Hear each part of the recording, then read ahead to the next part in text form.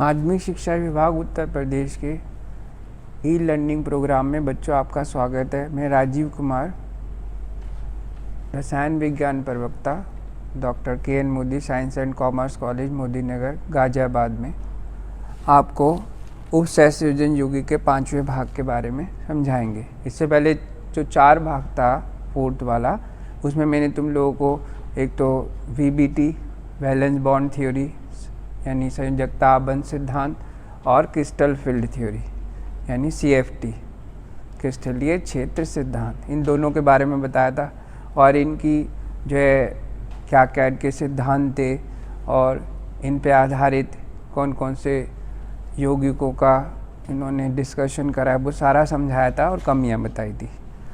अब जो है तुम लोगों को मैंने वो होमवर्क दिया था, वो तुम लोगों ने वो भी कर लिया होगा।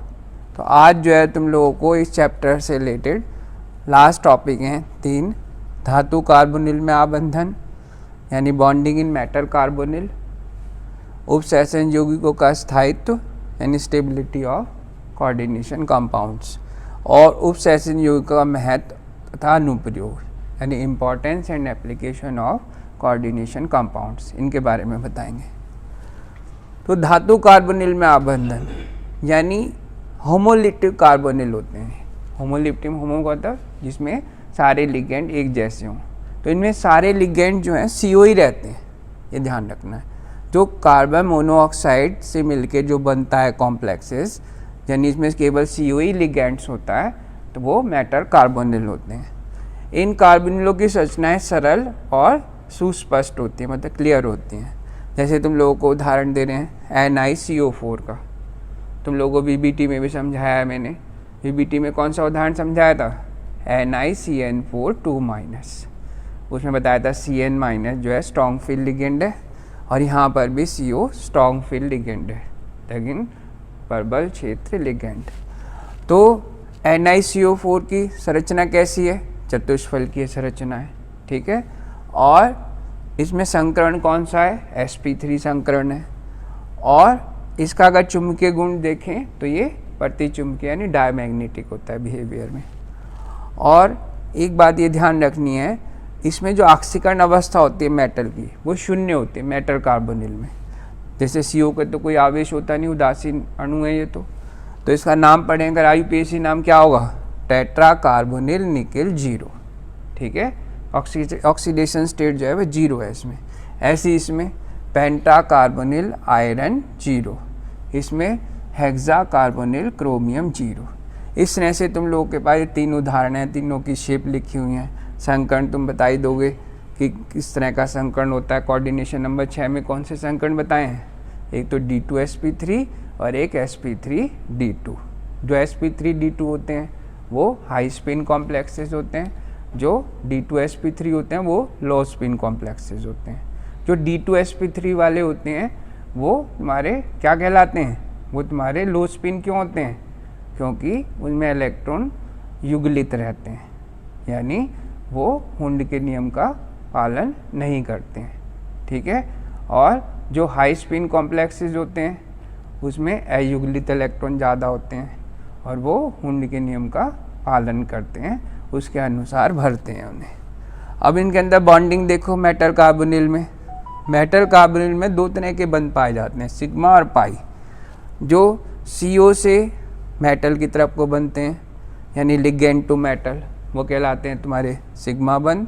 और जो मेटल से anti bonding pi star orbital of ligand में बनते हैं वो कहलाते हैं तुम्हारे पाई बंध। तो कहने का मतलब धातु कार्बन आबंधन में सिग्मा और पाई दोनों तरह के गुण पाए जाते हैं।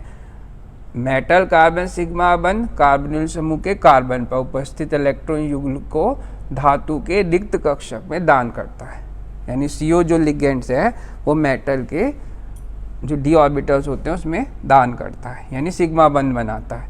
और दूसरा मेटल कार्बन पाई आबंध धातु के पूरी d कक्षक जो पूरे भरे हुए हैं में से एक इलेक्ट्रॉन युग्म को कार्बन मोनोऑक्साइड के रिक्त प्रति आबंधन पाई स्टार कक्षकों में दान से बनता है, यानी सिग्मा बंध और पाई बंध, ये 2 बनते हैं इसमें। और क्या बात है? धातु से लिगेंड का आबंधन एक सहक्रियशीलता का प्रभाव उत्पन्न करता है, जो CO व धातु के मध्य आबंधन को मजबूत बनाता है। ठीक है, तो इस तरह से ध्यान रखना है तुम्हें कि मेटल कार्बोनिल में एक तो धातु की ऑक्सीकरण अवस्था शून्य रहती है, ये बात ध्यान रखनी है, और इसमें जो बॉन्डिंग होती है वो सिग्मा और पाई दो तरीके की होती है। उपसहसरणी यौगिकों का स्थायित्व यानी स्टेबिलिटी ऑफ कॉम्प्लेक्सेस कंपाउंड। विलयन में संकुलन के स्थायित्व का क्या अर्थ होता है? साम्यावस्था में भाग ले रही दो स्पीशीज के मध्य संगुणन की मात्रा का मान। संगुणन मतलब एसोसिएट होना, जुड़ना। संगुणन के लिए साम्य स्थिरांक का परिमाण गुणात्मक रूप से स्थायित्व को प्रकट करता है। यानी कहने का मतलब है जो स्टेबिलिटी ऑफ कॉम्प्लेक्सेस कंपाउंड है वो लिगेंड और मेटल के बीच में जो अन्योन्य क्रिया होती है, म्यूचुअल रिएक्शन होती है, उस पर डिपेंड करती है। लिगेंड जो है तुम लोगों को पता है ल्यूस बेस होता है, यानी इलेक्ट्रॉन युग दान करने की प्रवृत्ति रहती है, और मेटल जो है वो ल्यूस एसिड की तरह बिहेव करता है, यानी उसके इलेक्ट्रॉन युग ग्रहण करने की प्रवृत्ति रहती है। ठीक है, जैसे मेटल और लिगेंड आपस में मिल रहे हैं, तो जैसे 4 लिगेंड मिल रहे हैं तो 4 लिगेंड में एक एक करके मिलते हैं, और उसका स्थायित्व स्थिरांक जिसको मैंने बताया तुम्हें, जिसको साम्य स्थिरांक भी कहते हैं। साम्य स्थिरांक कैसे निकालते हैं किसी भी चीज़ का? साम्य स्थिरांक निकालने का तरीका होता है जो उत्पादक होते हैं उसकी सांद्रता ऊपर रखते हैं और अभिकारक के नीचे रखते हैं, उसका रेशो होता है।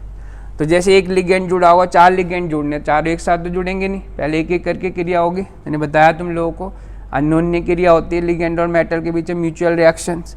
तो जब एक लिगेंड जुड़ता है तो Ml बन जाता है, तो इसका निकाल लेंगे साम्य स्थिरांक, जिसे हम स्थायित्व स्थिरांक भी कह रहे हैं, K1 निकाल लेंगे। फिर दूसरा लिगेंड जुड़ेगा, फिर तीसरा लिगेंड जुड़ेगा, इस तरह से लिगेंड जुड़ते चले जाते हैं और उनके जो है स्टेप वाइज स्टेबिलिटी कांस्टेंट आने लगते हैं। फिर इन सब की गुणा कर दो तो ओवरऑल स्टेबिलिटी कांस्टेंट बन जाता है। तो कहने का मतलब है अगर किसी उपसहसरणी यौगिक के स्थायित्व की व्याख्या करनी है तो उसके बीटा एन यानी ओवरऑल स्टेबिलिटी कांस्टेंट की वैल्यू देख लेते हैं, जिसकी ज़्यादा आती है वो कॉम्प्लेक्स ज़्यादा स्टेबल होता है। और ये बात ध्यान रखनी है, उपसहसरणी यौगिकों के अस्थायित्व स्थिरांक या वियोजन स्थिरांक विचलन स्थिरांक के व्युत्क्रम होता है। यानी जो हमारा स्टेबिलिटी कांस्टेंट है और हमारा जो डिसोसिएशन कांस्टेंट है वो एक दूसरे के रिवर्स तो हो गई, जो ज़्यादा स्टेबल होता है वो कम डिसोसिएट होता है। ठीक है, ये दोनों के इन्वर्सली होता है। इसका न्यूमेरिकल भी है NCERT में, मैंने तुम लोगों को ये दिया हुआ है उसमें होमवर्क में। तो उसमें तुम लोगों को मान लो एक चीज़ दी हो, समझ लो कि वियोजन स्थिरांक दे रखा है वहाँ पे, और तुम लोगों को जो है उसका दूसरा निकालना है, मान लो जैसे साम्य स्थिरांक निकालना है, तो बस उल्टा ही करना है, सिंपल। ठीक है, कौन कौन से, अब तुम लोग यार ये भी देख सकते हो बात, जैसे ये कॉम्प्लेक्स है तो इस कॉम्प्लेक्स में तुम्हें साम्य स्थिरांक का मान या स्थायित्व स्थिरांक इतना मिल रहा है, और दूसरा कॉम्प्लेक्स क्या है CO3 + 6NH3, ये बन गया, इसका नाम क्या होगा टेट्रासाइनाइडो क्यूपरेट सेकेंड, और इसका हेक्सामाइन कोबाल्ट थर्ड आयन, ये कोऑर्डिनेशन नंबर 4 का है, ये 6 का है। ठीक है, तो तुम देखोगे दोनों के जो स्टेबिलिटी कांस्टेंट है उससे पता लग रहा है कि ये वाला कॉम्प्लेक्स ज़्यादा स्थायी है। ठीक है, स्थायी होने का कारण होता है, स्थायी होने का कारण ये है कि जो CN- लिगेंड होते हैं वो NH3 की तुलना में अधिक प्रबल होते हैं। ये तुम लोग को सीरीज लिखवाई है मैंने, स्पेक्ट्रोकेमिकल सीरीज जो है तुम्हारी, वो वाली उसमें देख सकते हो लिगेंड्स के लिए जो लिखवाई है। ठीक है, अब कौन कौन से फैक्टर जो है इस पर इफेक्ट डालते हैं? केंद्रीय धातु आयन पर आवेश घनत्व, यानी आवेश घनत्व क्या होता है? आवेश और त्रिज्या का अनुपात होता है। यानी सेंट्रल मेटल जितना छोटा होगा त्रिज्या में और धनावेश जितना ज़्यादा होगा, तो उस लिगेंड्स और सेंट्रल मेटल के बीच में ज़्यादा स्थायी बॉन्डिंग होगी, वो कॉम्प्लेक्स ज़्यादा स्टेबल बनेगा। जैसे K4FeCN6 है कॉम्प्लेक्स, एक K3FeCN6 है, तो कौन सा ज़्यादा स्थायी है इसमें से? इसमें से वो ज़्यादा स्थायी होगा जिस पे आयरन का चार्ज ज़्यादा आएगा। तो K3FeCN6 में आयरन का चार्ज कितना आ रहा? 3+। हेक्सासाइनाइडो क्या होगा इसका नाम? Potassium hexacyanido ferrate third. तो वो वाला कॉम्प्लेक्स ज़्यादा स्टेबल होगा किससे? K4FeCN6 से, पोटेशियम हेक्सासाइनाइडो फेरेट कितना आएगा ऑक्सीडेशन स्टेट 2। तो कहने का मतलब है जो Fe3 वाले कॉम्प्लेक्स है वो Fe2 वाले से 2+ से ज़्यादा स्थायी होगा। लिगेंड की प्रकृति पर, यानी nature of the ligand. Ligand में बताया था ल्यूइस बेस की तरह वर्क करते हैं, इनकी टेंडेंसी इलेक्ट्रॉन युक्त दान करने की होती है।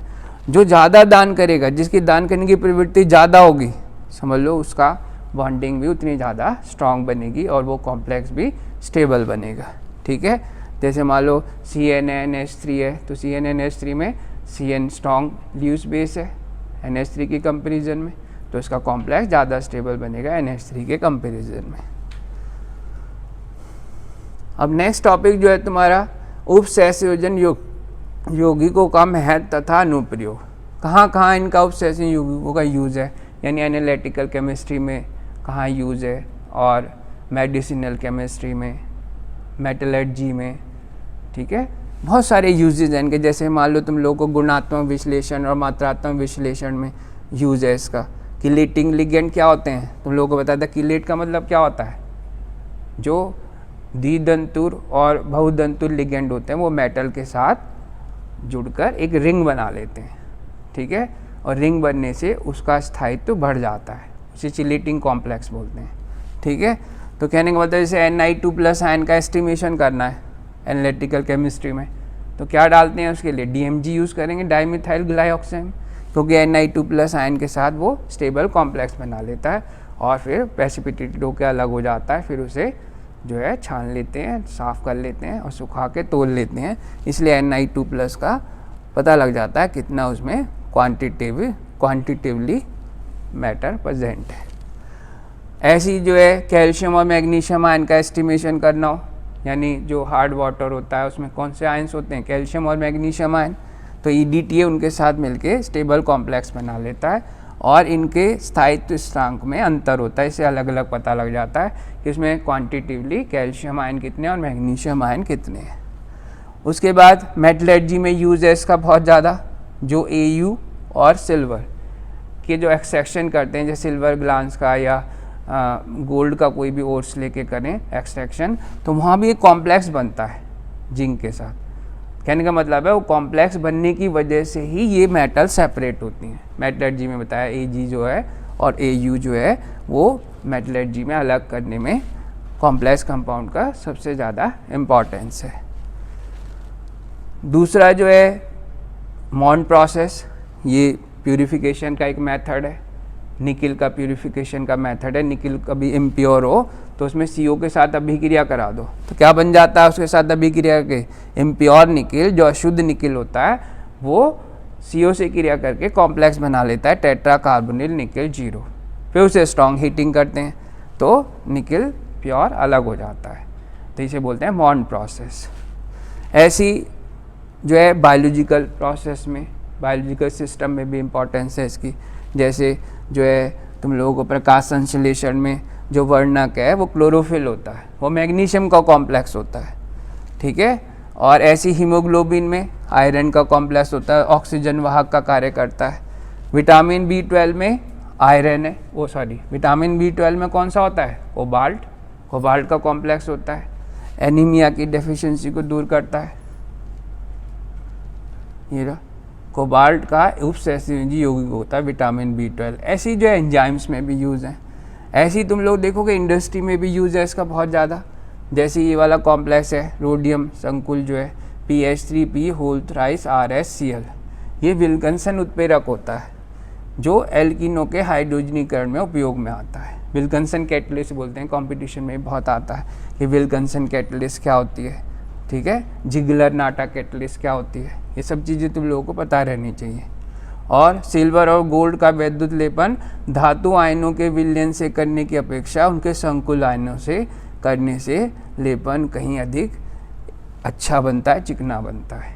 ठीक है, और फोटोग्राफी में यूज़ है, जो पहले जो है फोटोग्राफी करते थे, जो ब्लैक एंड वाइट फ़ोटो बनाते थे उसमें यूज़ रहता था। जो सिल्वर ब्रोमाइड की होती थी वो फिल्म जो है जब उससे फ़ोटो खींचते थे उससे, तो वो AGBR सेंसिटिव हो जाता था और वहाँ पे सिल्वर डिपॉजिट हो जाता था। और जो बचा हुआ भाग है उस फिल्म को धोने के लिए हाइपो का यूज़ करते थे। तो हाइपो जो है उस जो बचे हुए भाग से जिसने रिएक्शन नहीं करा से मिलकर ये कॉम्प्लेक्स बना लेता है और कॉम्प्लेक्स बन के धुल के अलग हो जाता है, केवल वहाँ पे सिल्वरी डिपॉजिट रहता है। ठीक है, औषधि में यूज़ है इसका, मैंने तुम लोगों को बताया था। जैसे जो है सिस्प्लेटिन का यूज़ कहाँ करते हैं, सिस्प्लेटिन का यूज़ जो है anti tumour agent for the treatment of cancer में करा जाता है, लेड पॉइजनिंग में यूज़ करा जाता है। तो इस तरह से कोऑर्डिनेशन कंपाउंड की इंपॉर्टेंस है मेटलर्जिकल फील्ड में, एनालिटिकल केमिस्ट्री में, मेडिसिनल केमिस्ट्री में। ठीक है, इस तरह से बहुत सारी इंपॉर्टेंस है, तुम लोग को अच्छे से याद कर लेनी चाहिए।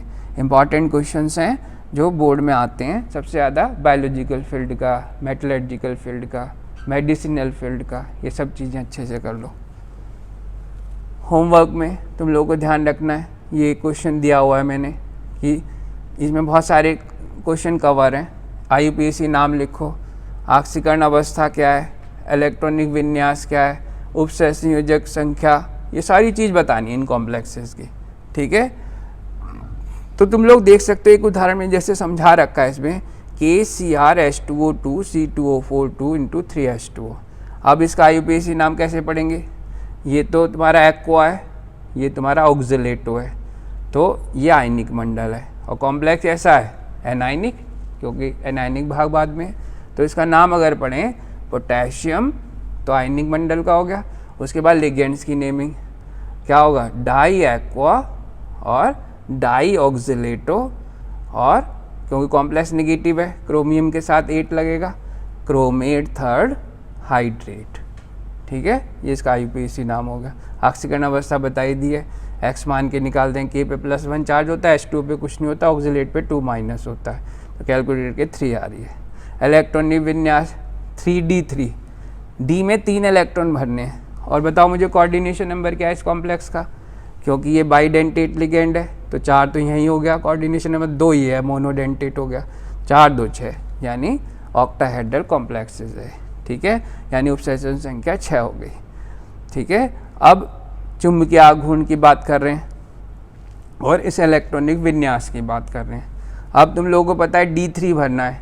ऑक्टाहेड्रल कॉम्प्लेक्सेस में क्या समझाया था तुम्हें, 2 होती हैं एनर्जी लेवल, T2G और EG। T2G जो है एनर्जी में कम रहता है। कौन कौन से d ऑर्बिटल होते हैं उसमें, DXY, DYZ, DZX। और हाइयर एनर्जी लेवल में क्या होते हैं, DX² - Y² और DZ²।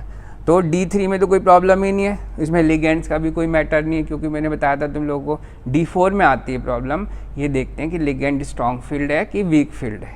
स्ट्रॉन्ग फील्ड है तो हुंड के नियम का पालन नहीं करेगा, वो पेयरिंग करेगा, और अगर वो वीक फील्ड है तो हुंड के नियम का पालन होता है। तो अब तुम लोग देख सकते हो यहाँ पे ये सब वीक फील्ड लिगेंड है। इसका मतलब क्या है, यहाँ तो वैसे भी कोई बात नहीं लग रही, हुंड का नियम ही नहीं लग रहा, क्योंकि पहले 3 नीचे ही भरे जाएंगे, चौथा इलेक्ट्रॉन में नियम बनता, तो बस T2G में 3 आ जाएंगे, EG में 1 भी नहीं होगा, यानी इसके अंदर अयुग्लित इलेक्ट्रॉन 3 हो गए। तो क्या चुंबकीय आघूर्ण लगाने का क्या सूत्र होता है, μ = √n × n+2, तो इतने BM आ जाएगा। ठीक है, और दूसरा ऐसे तुम लोगों को और कॉम्प्लेक्सेस के करने हैं, दूसरा, तीसरा, चौथा, पांचवा, ये सारे तुम लोगों को ऐसे ही करने। ये क्वेश्चन तुम्हारा पूरा चैप्टर ही कवर कर रहा है। कोऑर्डिनेशन नंबर निकालना आ रहा है तुम लोगों को, IUPAC नाम लिखना आ रहा है, ऑक्सीकरण अवस्था निकालनी आ रही है, और तुम लोग को इलेक्ट्रॉनिक विन्यास खींचना आ रहा है, चुंबकीय आघूर्ण ज्ञात करना आ रहा है तुम लोगों को। और दूसरे नंबर पर जो क्वेश्चन है वो ये है कि संकुल आयन का β4 का मान इतना है, तो संकुल आयन का समग्र वियोजन स्थिरांक क्या होगा। ठीक है, तो ये स्टेबिलिटी कांस्टेंट हो गया, स्थायित्व नियतांक हो गए। तो तुम लोगों को बताया था वियोजन स्थिरांक और समग्र स्टेबिलिटी कांस्टेंट यानी समग्र जो स्थायी कांस्टेंट होता है वो एक दूसरे के ऑपोजिट होता है। ठीक है, यानी अगर तुम लोग इसका वियोजन स्थिरांक निकाल रहे हो तो वो उसके साम्य स्थिरांक का या स्थायित्व स्थिरांक का उल्टा होगा, तो 1/, आ जाएगा इसका मान। ठीक है, क्योंकि तुम लोगों को पता है वियोजन स्थिरांक और स्थायित्व स्थिरांक एक दूसरे के ऑपोजिट रहते हैं। ठीक है, जिसके वियोजन स्थिरांक का मान ज़्यादा है तो समझ लो वो उसका स्थायित्व कम है, एक दूसरे के ऑपोजिट तो होंगे। तो स्थायित्व स्थिरांक और वियोजन स्थिरांक एक दूसरे के ऑपोजिट होते हैं। Okay, thank you.